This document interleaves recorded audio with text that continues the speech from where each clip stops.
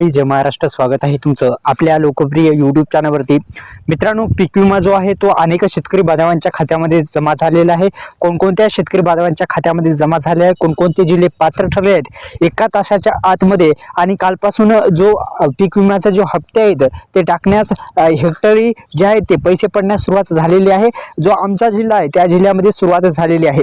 राज्य सरकारकडून कृषी क्षेत्राला चालना देण्यासाठी मोठ्या प्रमाणात आर्थिक गुंतवणूक करण्याचा निर्णय घेतला जात आहे आणि लवकरच 5,000 कोटी रुपयांच्या नव्या योजनेअंतर्गत शेतकऱ्यांना मदत मिळणार आहे, ती म्हणजे पीक विमा। आणि पीक विमा अनेक शेतकरी बांधवांच्या खात्यामध्ये जमा होण्यास सुरुवात झालेली आहे।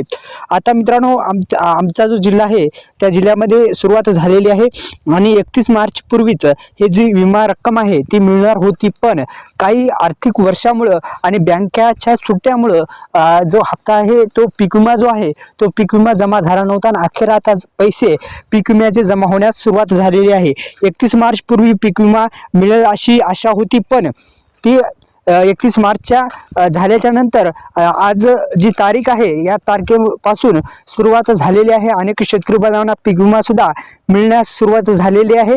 मित्रांनो, हिंगोली जिल्ह्यातील शेतकरी बांधवांना पीक विमा भेटण्यास सुरुवात झालेली आहे। अनेक शेतकरी बांधवांना खात्यामध्ये पीक विमा जमा झालेला आहे।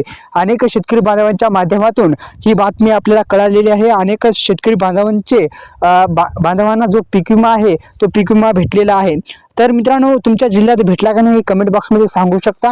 31 मार्च पूर्वी भेटणार होता, पण नाही, कारण की बँकांना सुट्टी असल्या कारणाने आता टप्प्याटप्प्याने सुरुवात होत आहे। दुसरी एक आनंदाची बातमी आहे, तुम्हाला जर अनुदानाचे जे पैसे आहेत, अतिवृष्टी अनुदान जे आहे ते भेटले नसतील पैसे, तर ते पण पडण्यास सुरुवात झालेली आहे। हिंगोली जिल्ह्यातील शेतकरी बांधवांना ही आनंदाची बातमी आहे। अनेक जिल्ह्यातील शेतकरी बांधवांना पण, जसा आपला जिल्हा जो आहे पुणे जिल्हा असेल किंवा अनेक जे जिल्हे आहेत त्या जिल्ह्याच्या माध्यमातून नंदुरबार जिल्हा असेल किंवा जे चंद्रपूर जिल्हा असेल किंवा अनेक जे जिल्हे आहेत त्या जिल्ह्यातील शेतकरी बांधवांना जो हप्ता आहे तो हप्ता पीक विमा आणि अतिवृष्टी नुकसान भरपाई हे तिन्ही पैसे आता पडण्यास सुरुवात झालेली आहे। कारण की आर्थिक वर्ष संपलेलं आहे आणि आर्थिक वर्षामुळे हे बँकांना सुट्टी असल्या कारणामुळे थोडा लेट सुद्धा नमूचा हप्ता झालेला आहे, तो पण खात्यामध्ये अखेर पडलेला आहे आणि पीक विमा पण आता जमा होणार आहे। धन्यवाद। जय श्री